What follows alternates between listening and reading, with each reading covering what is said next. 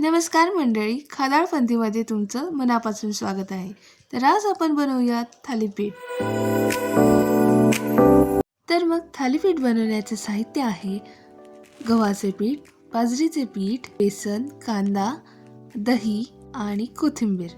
मसाल्यामध्ये आपण घेऊयात तीळ, तिखट, हळद, मीठ, जिरं, गरम मसाला आणि ओवा. चला तर मग सुरू करूया आपला हा डो भिजवायला. आपले जे इन्ग्रेडियंट्स आहे ते एकामागे एक आपल्याला टाकायचे आहे. आपण आपल्या चवीनुसार, आवडीनुसार या इन्ग्रेडियंट्समध्ये बदल सुद्धा करू शकतो. पीठ भिजवताना एक सर्वात महत्त्वाची गोष्ट म्हणजे मोहन.